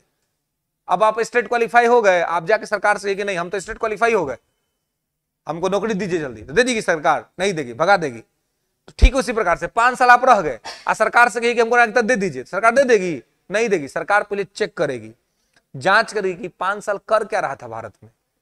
कैसा तो नहीं घूम घूम के भारत का गली गली देख रहा था कि कहां बम फोड़ेंगे तो ज्यादा आदमी मरेगा। ये भी तो हो सकता है कि 5 साल में ये गलत काम कर रहा हो, गलत चीजों का ट्रेनिंग ले रहा हो। तो सरकार ऑब्जर्व करेगी कि 5 साल आप क्या कर रहे थे देश में। अगर अच्छा काम कर रहे थे, बढ़िया काम कर रहे थे, आपकी छवि अच्छी थी, आपने कोई लड़ाई झगड़ा नहीं किया, आपके ऊपर कोई केस नहीं है, तो ऐसी सिचुएशन में सरकार आपको नागरिकता देगी पंजीकरण के द्वारा। ठीक है, तो 5 वर्ष तक अगर भारत में लगातार रहे तो पंजीकरण के द्वारा आपको भारत की नागरिकता मिल जाएगी। प्रकृतिकरण, नेचुरलाइजेशन में क्या होगा? नेचुरलाइजेशन का मतलब होता है कि आप प्राकृतिक तौर पे भारत से जुड़ गए। संविधान की 8वीं अनुसूची में 22 भाषाएं हैं। उन 22 भाषा में से किसी भी एक भाषा के अगर आप जानकार हैं तो आपको प्रकृतिकरण के तहत नागरिकता दे दी जाएगी। अगर आप, इसका मतलब कि आप भारत की संस्कृति से जुड़ रहे हैं, तो 8वीं अनुसूची में 22 भाषा है, 22 में से कोई भी एक भाषा के अगर आप बहुत अच्छे जानकार हैं तो आपको दे सकती है सरकार प्रकृतिकरण के तहत आपको नागरिकता। या फिर ऐसा हो कि आपने अपने जीवन के किसी क्षेत्र में बहुत बेहतरीन काम किया, जैसे मान लीजिए आप नोबेल पुरस्कार आपको मिल गया और आप कह रहे हैं कि आपको भारत का नागरिकता चाहिए, भारत सरकार तुरंत आपको दे देगी नागरिकता, क्योंकि भाई अब तो नोबेल पुरस्कार मतलब बहुत जानकार आदमी है, भारत का नागरिक बनेगा तो भारत के लिए कुछ अच्छा काम करेगा, भारत में सहयोग देगा। तो ऐसी स्थिति में भी आपको सेलेक्ट कर लिया जाएगा। ठीक है, तो प्रकृतिकरण बाय नेचुरलाइजेशन के तहत भी आपको ले लिया जाएगा। इसके बाद है क्षेत्र समाविष्टि, ऑक्युपाइड एरिया। तो ऑक्युपाइड एरिया में क्या होगा जी? ऑक्युपाइड एरिया में क्या होगा? क्षेत्र समाविष्टि। ऑक्युपाइड एरिया का मतलब है कि अगर भारत सरकार किसी देश को कब्जा कर लेती है तो वहां के लोग स्वतः भारत के नागरिक हो जाएंगे, अपने आप, स्वतः, है ना। कोई अलग से कोई मेहनत या कुछ भी चीजें अलग से करने की आवश्यकता नहीं पड़ेगी, बल्कि लोग जो है वो स्वतः क्या हो जाएंगे? भारत के नागरिक हो जाएंगे। ठीक है, तो यहां पे इसको आपको ध्यान रखना है कि जैसे अब सिक्किम को हमने मिलाया अपने में, तो सिक्किम के सारे नागरिक अपने आप भारत के नागरिक हो गए। कल के डेट में अगर हम पाकिस्तान को मिला लेते हैं भारत में, तो पूरे पाकिस्तानी अपने आप भारत के नागरिक हो जाएंगे, उनको कोई डॉक्यूमेंट का प्रोसेस करने का जरूरत नहीं है। भारत सरकार जहां जो कब्जा कर लेगा, क्षेत्र समाविष्टि, जिस क्षेत्र को भारत में मिला लेगा वो अपने आप क्या हो जाएगा? भारत का नागरिक हो जाएगा। क्लियर है?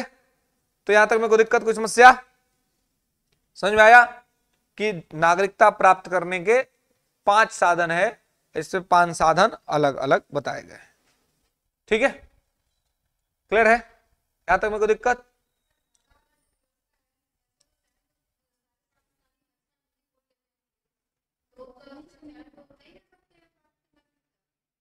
अभी हमने क्या कहा अभी आपको?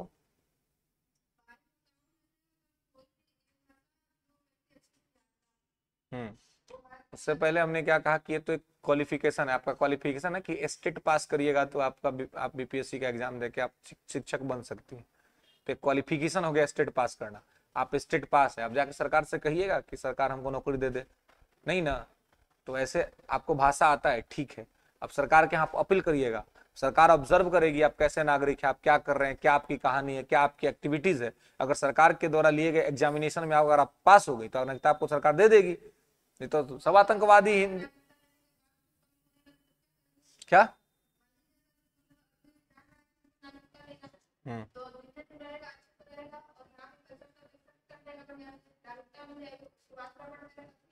आपके घर में कोई गेस्ट आया, अच्छा बिहेव कर रहा है, आज 10 दिन के बाद आप ही के घर में चोरी कर दिया, तो आप क्या कीजिएगा?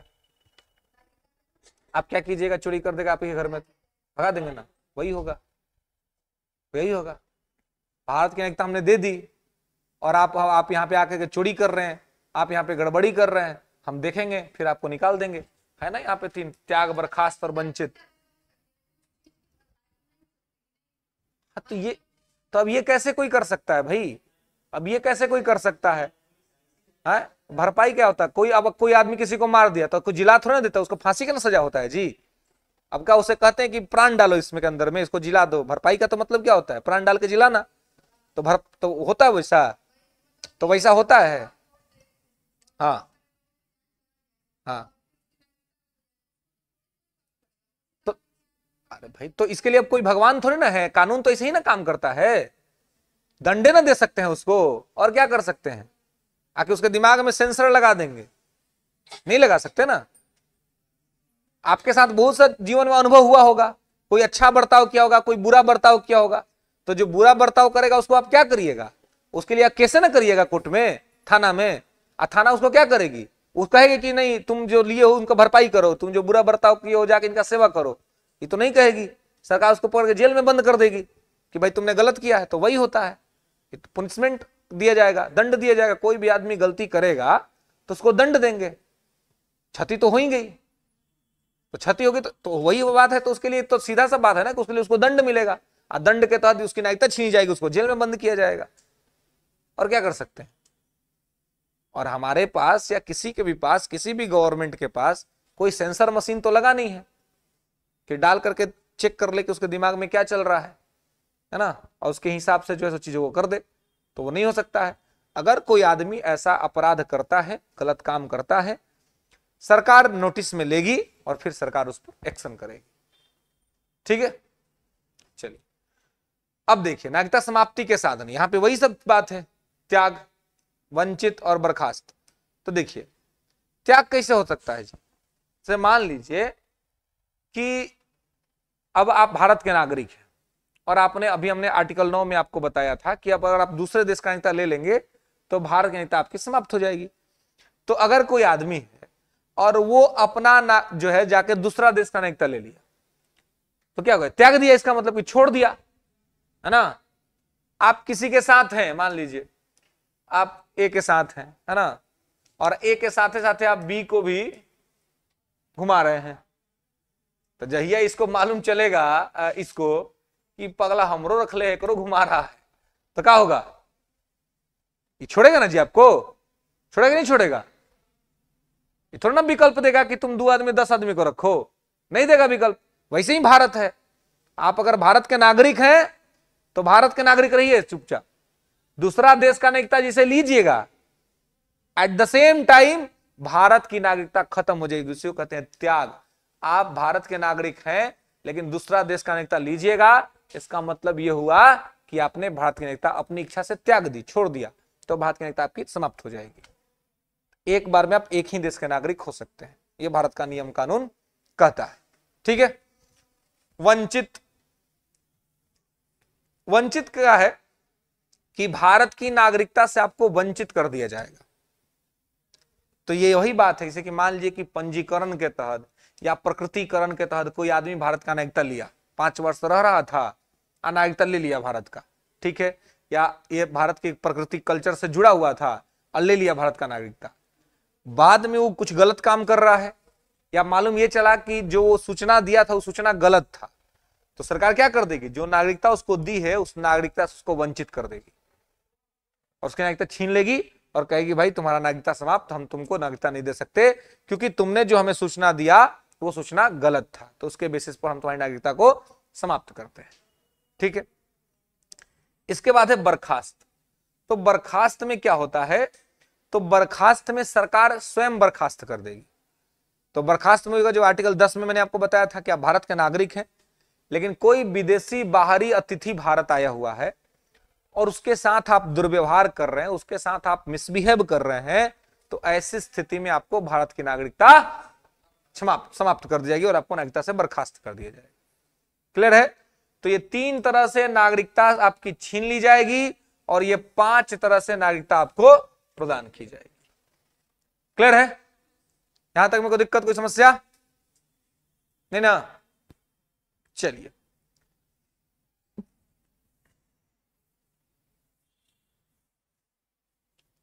आगे देखिए, तो ये था नागरिकता संबंधित सारी चीजें।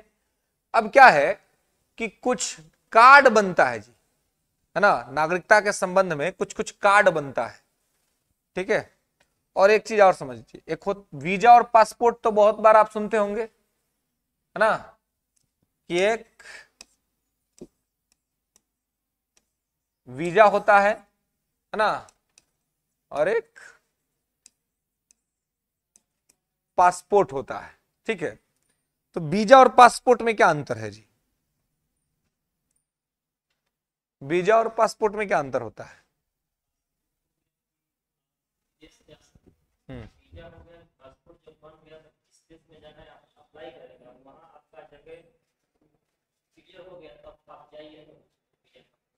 देखिए साधारण बात यह है कि वीजा बाहरी देश आपको देता है और पासपोर्ट आपका देश आपको देता है। पासपोर्ट अगर आपके पास जिस देश के आप नागरिक हैं उसी देश का आपके पास पासपोर्ट हो सकता है, बाकी अगर किसी दूसरे देश में गए तो उस देश का आपके पास वीजा होगा। अब बिना वीजा के अगर किसी देश में आप चले गए, इसका मतलब कि उस देश के आप अवैध नागरिक हो गए, मतलब वहां आप गलत तरीके से घुसे हैं, वहां पुलिस पकड़ के आपको जेल में बंद कर सकती है। तो अगर जैसे कि आप भारत के नागरिक हैं तो आपके पास हमेशा क्या होगा? भारत का पासपोर्ट होगा। और आपको अमेरिका जाना है तो अमेरिका आपको वीजा देगा, है ना। आप सुने होंगे कि जब मोदी जी प्रधानमंत्री नहीं बने थे तो अमेरिका ने उनका वीजा कैंसिल कर दिया था। अमेरिका ने कहा था कि हम मोदी को कभी भी अमेरिका नहीं आने देंगे। क्यों? गुजरात दंगे के वजह से, जब गोधरा कांड हुआ था गुजरात में, उसके बाद अमेरिका ने कहा कि हम मोदी को कभी भी वीजा नहीं देंगे। तो कभी वीजा नहीं देखा मतलब कि मोदी जी कभी भी अमेरिका नहीं जा सकते थे। तो मोदी भी जबरदस्त आदमी, बोला ठीक है बेटा मत दो हमको, कोई दिक्कत नहीं, हम बन जाते हैं देश के प्रधानमंत्री। बन गए प्राइम मिनिस्टर।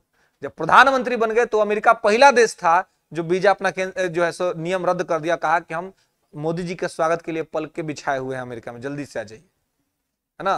तो तुरंत बुला लिया मोदी जी को अमेरिका, है ना। तो ये कहते हैं ना कि कुछ लोग अपने आप को समस्या में घिर करके रखते हैं, आप कुछ लोग अपने आप को समस्या से ऊपर लेके चले जाते हैं।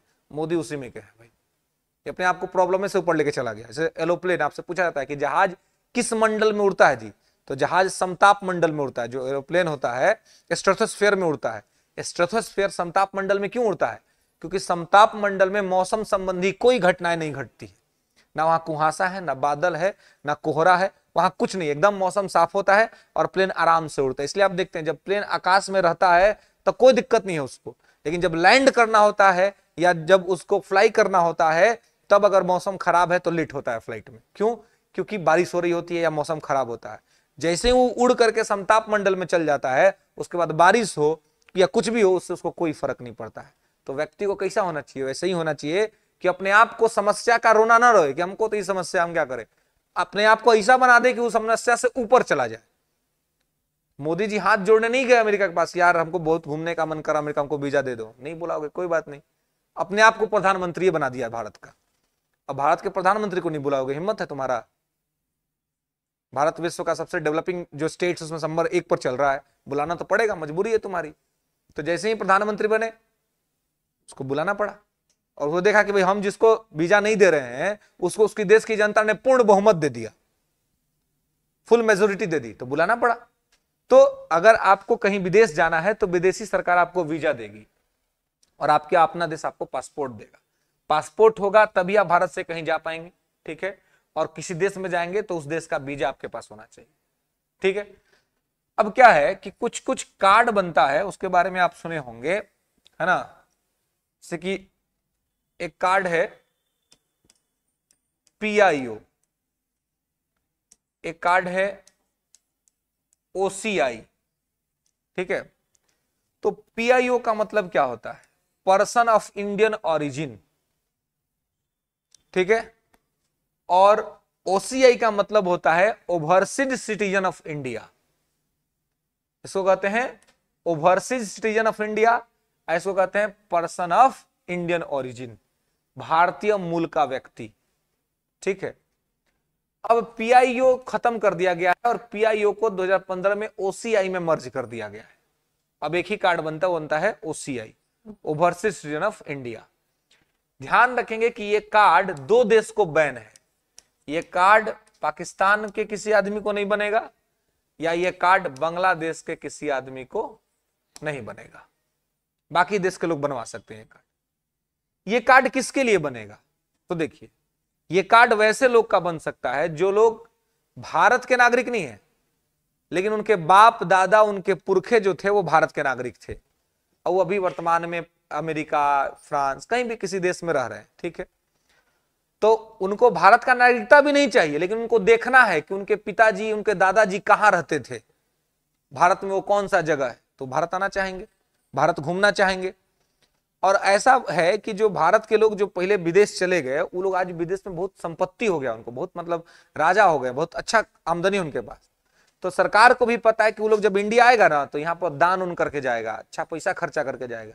इससे क्या होगा? भारत की अर्थव्यवस्था मजबूत होगी। तो ऐसे लोग जिनके पुरखे भारत के थे लेकिन वर्तमान में वो विदेश के किसी देश के नागरिक हैं, तो उनको भारत आने के लिए क्या करना, बार बार वीजा बनवाना पड़ता है, तो इसमें प्रोसेस टाइम लगता है, तो उनके आने में देरी होती है। या बहुत बार लोग सोचते हैं यार इतना झंझट है, क्यों जाए। बहुत बार ना कि आपको कहीं जाना है, आप बहुत लगता है कि जाने आने में बहुत झंझट है, तो आप प्रोग्राम कैंसिल कर देते हैं, और आपको लगता है नहीं आराम से चल जाएंगे, आराम से आ जाएंगे, तो आप क्या करते हैं, आप जाते हैं। तो सरकार को लगा कि इन लोगों के लिए कुछ सुविधा देना चाहिए, तो सरकार ने क्या बना दिया, एक कार्ड बना दिया ओसीआई, कि भाई चलो ओसीआई कार्ड बना देते हैं। जिसके पास ओसीआई कार्ड होगा वो कभी भी भारत आ सकता है, घूम सकता है, कोई दिक्कत नहीं है, उसको वीजा लेने की आवश्यकता नहीं पड़ेगी। जिसको ओसीआई बन जाएगा वो भारत आएगा, घूमेगा, जितना दिन मन उतना दिन रहेगा, अब फिर जो है यहां से चला जाएगा। लेकिन हाँ, यहां पर वो जमीन उमीन नहीं खरीद सकता है, यहां पर वोट नहीं दे सकता है, ठीक है, यहां पर प्रॉपर्टी नहीं खड़ा कर सकता है, लेकिन जितना दिन मन करे उतना दिन भारत में रह सकता है, कोई दिक्कत नहीं। ठीक है, तो वैसे को ओसीआई कार्ड देते हैं।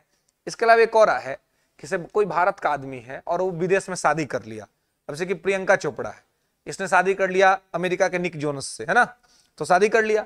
अब कोई इंडिया का आदमी है और ये विदेश में शादी कर लिया। अब विदेश में शादी कर लिया, अब मान लीजिए पत्नी या पति कोई इंडिया में है और दूसरा उसका पार्टनर विदेश में है, वो उस देश का नागरिक है और ये इस देश का नागरिक। अब दोनों को मान लीजिए मिलने का मन कर रहा है कि यार काश कल मिलते, है ना, कल मिलने का प्रोग्राम बन रहा है। लेकिन अब आप पटना में हैं और आपका पार्टनर दिल्ली में है और आपको मन किया कि कल मिले, और उधर से भी मतलब अच्छा पॉकेट वॉकेट अलाउ करता है तो तुरंत आ जाएगा, बोला कोई बात नहीं अभी मिलने का मन कर रहा है, तो फ्लाइट पकड़ते हैं। फ्लाइट पकड़ेगा 2 घंटा में लैंड कर जाएगा, 1.5 घंटा लगता है फ्लाइट को दिल्ली से पटना आने में, एकदम मतलब अगले 2-3 घंटा में आपसे मिल लेगा, यहाँ पर कोई दिक्कत नहीं होगा, मिल लेगा ना। लेकिन कब होगा, जब दिल्ली में रहेगा तब ना, चाहे भारत में कहीं रहेगा तब ना तुरंत आ जाएगा। लेकिन वही आपने शादी कर लिया या आपका पार्टनर जो है वो फॉरेन का है, इंग्लैंड का है, अमेरिका का है, और आपको मन कर रहा मिलने का कि यार कल मिल लेते कम से कम, तो खाली आपके मिलने के मन करने से और उसके मिलने के मन करने से मिलन संभव नहीं है। फिर भारत सरकार का भी मन होना चाहिए कि आप दोनों को मिलने देना है। तब भारत सरकार क्या करेगी, तब ना उसको वीजा देगी कि लो भाई वीजा लो तब आओ, तो बोले वीजा बनवाना पड़ेगा तब भारत आएगा। लेकिन तो वैसे ही लोगों के लिए की भी है कि ऐसा आदमी कोई जो कि विदेश में शादी किया हुआ है और पूंजीपति आदमी है, अब जिसने जूनस तो वही पूंजीपति आदमी है ना, तो भारत आएगा तो भारत को लाभ है ना होगा जी, आएगा तो डॉलर में खर्चा करेगा, डॉलर कन्वर्ट होगा रुपया में, तो इंडियन इकोनॉमी को फायदा होगा, भारत का फॉरेक्स बढ़ेगा इससे। तो क्या करेगा भारत सरकार, क्या करती है कि ऐसे लोगों को भी ओसीआई अलाउ कर देती है। अब क्या हुआ, तो अब उसको भी मन करेगा कि आज मिलना है तो आज फ्लाइट पकड़ लेगा, अब उसको सरकार से वीजा लेने की जरूरत नहीं, क्योंकि सरकार ने उसको ओसीआई कार्ड दे दिया। एयरपोर्ट पर जब चेक होगा तो ओसीआई कार्ड दिखा देगा कि देखिए मेरा ओसीआई कार्ड बना हुआ है, तो ओसीआई कार्ड के बल पर उसको वो आ जाएगा, और जितना दिन मन उतना दिन इंडिया में रहेगा और फिर घूम के यहां से जाएगा, उसको वीजा बनवाने की जरूरत नहीं पड़ेगी।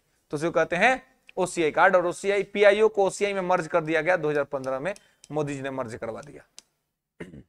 पीआईओ में क्या होता था, पीआईओ में भी यही सब सुविधा होता था, सेम सुविधा यही सब पीआईओ, लेकिन पीआईओ में एक चीज क्या होता था, तो पीआईओ में होता था कि हर 6-6 महीना पर उस आदमी को अपने नजदीक के थाना को बताना पड़ता था कि हम कहां पर रह रहे हैं और क्या कर रहे हैं, है ना, पीआईओ कार्ड वालों को। तो अब इसमें ओसीआई में मर्ज कर दिया गया, तो अब ये बताने का जरूरत नहीं है। ठीक है, क्लियर है। किसका, ओवरसीज सिटीजन ऑफ इंडिया।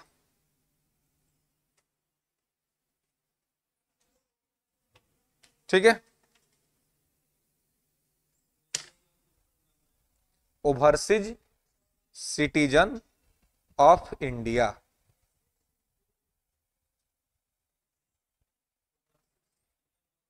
हाँ, ओके। और एनआरआई के बारे में कल ही बता दिए थे आपको। एनआरआई क्या होता है जी? हाँ, नॉन रेसिडेंट ऑफ इंडिया, है ना। तो एनआरआई जो 6 महीना से अधिक कोई भी व्यक्ति यदि विदेश में कहीं पर रह रहा है तो उसको क्या कह देंगे कि वो एनआरआई है। वो है भारत का ही नागरिक, लेकिन वो कमाने के लिए विदेश गया हुआ है, चाहे पढ़ने के लिए, चाहे कुछ भी काम से, अगर किसी भी मोटिव से, किसी भी पर्पज से भारत का कोई आदमी विदेश चला गया, 6 महीना से ज्यादा विदेश में रह गया, तो एनआरआई कहलाएगा। ठीक है, क्लियर है।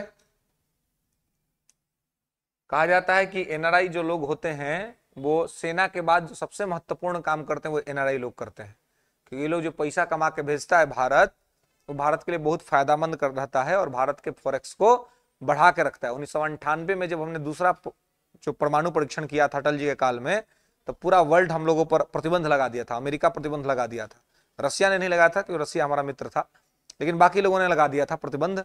उस प्रतिबंध की वजह से हमें बहुत दिक्कत हो सकती थी, लेकिन उस समय हमें किसने बचा लिया? एनआरआई ने बचा लिया।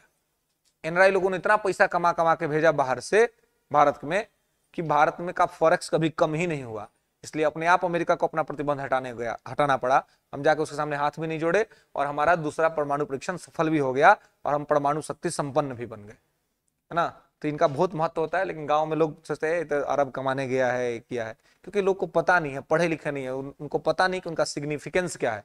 देश के जवान के बाद सबसे ज्यादा अगर कोई इंपॉर्टेंट काम कर रहा है तो ये एनआरआई कर रहे हैं, इनका रिस्पेक्ट होना चाहिए। क्योंकि अगर एनआरआई लोग, सब लोग, एक तो आपके देश के लोग गए हैं वहां पर रह रहे हैं, तो एक तो देश का भाड़ कम हुआ है, उसके अलावा दूसरे देश से पैसा कमा के भेज रहे हैं, यानी कि आपके रिसोर्सों का दोहन कम हो रहा है। और वहां से जो भेज रहे हैं वो ऐसा पैसा भेज रहे हैं जिस पैसा का वैल्यू आपके पैसा से ज्यादा है, तो इसलिए आपकी इकोनॉमी को क्या होता है? फायदा होता है। इसलिए इनका अपना एक इंपॉर्टेंट रोल है। क्लियर है? समझ में आया? यहां तक में कोई दिक्कत, कोई समस्या नहीं ना? चलिए, तो इसके बाद अब ये था संविधान का भाग 2। ठीक है, अब आगे आपको देखना है भाग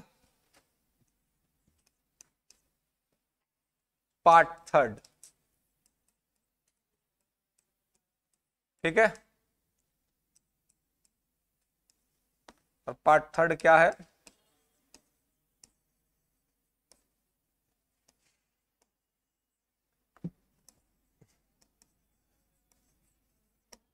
फंडामेंटल राइट्स ना, मूल अधिकार। ये पार्ट 3 में है और आर्टिकल 12 से 35 तक में है। ठीक है, हाँ ठीक है, तो 12 से 35 तक में है फंडामेंटल राइट, मूल अधिकार। ठीक है, अब ये मूल अधिकार जो है ये क्या होता है जी? कितना है मूल अधिकार? मूल अधिकार कितना है? 6 है ना। तो मूल अधिकार के बारे में हमें पढ़ना है कि मूल अधिकार क्या है और कैसे है ना। मूल अधिकार क्या होता है जी? मूल अधिकार किसको बोलते हैं? संविधान के द्वारा दिया गया अधिकार। देखिए, अधिकार 2 तरह का होता है, एक होता है मूल और एक होता है विधिक, है ना।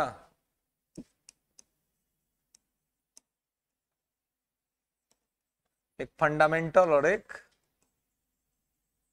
लीगल, है ना। तो मूल अधिकार और विधिक अधिकार में क्या होता है? जो आपसे छीना जा सके उसको कहते हैं लीगल राइट, जो आपसे छीना जा सकता है। तो जो छीना जा सकता है वो विधिक अधिकार है, कानून बना के आपसे छीना जा सकता है वो विधिक अधिकार। और जो आपसे छीना नहीं जा सकता हो वो है मूल अधिकार। जो छीना जा सकता है वो है लीगल राइट और जो आपसे छीना नहीं जा सकता है वो है फंडामेंटल राइट। ठीक है, और इसके अलावा मूल अधिकार उसको भी कहते हैं जो व्यक्ति के व्यक्तित्व के निर्माण में महत्वपूर्ण भूमिका का निर्वहन करता है ना, जो आपकी पर्सनालिटी को डेवलप करने में इंपॉर्टेंट रोल प्ले करता है, उसको कहते हैं फंडामेंटल राइट। ठीक है, उसको कहते हैं मूल अधिकार। जैसे अगर आप ये सोचिए कि अगर मूल अधिकार न हो तो क्या होगा, मतलब समानता का अधिकार नहीं होगा, स्वतंत्रता का अधिकार नहीं होगा, ये सारे राइट्स आपके नहीं होंगे अगर मूल अधिकार नहीं होगा तो मूल अधिकार नहीं होगा तो क्या होगा, तो मूल अधिकार नहीं होगा तो आपकी पूरी की पूरी स्थिति जो है सो खराब हो जाएगी, पूरा सीन आपका चेंज हो जाएगा, है ना। तो मूल अधिकार ऐसे भी क्या है आपके लिए जरूरी है ना, कि मूल अधिकार अगर आपका पास हो, मूल अधिकार नहीं होगा तो आपका व्यक्तित्व का विकास नहीं हो पाएगा, आपका डेवलपमेंट नहीं हो पाएगा। तो आपके डेवलपमेंट्स के लिए, आपके व्यक्तित्व के चहुमुखी विकास के लिए, है ना, कि आपके व्यक्तित्व का हर तरफ से विकास हो, ऐसी स्थिति को क्या कहते हैं, फंडामेंटल राइट कहते हैं। क्लियर है, कोई दिक्कत?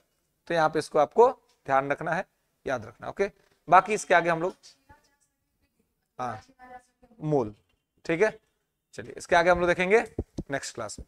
ओके, यहां तक किसी को दिक्कत, कोई समस्या, ऐसी बात जो समझ में नहीं आई हो, है ना समझ में? चलिए मिलते हैं फिर नेक्स्ट क्लास में।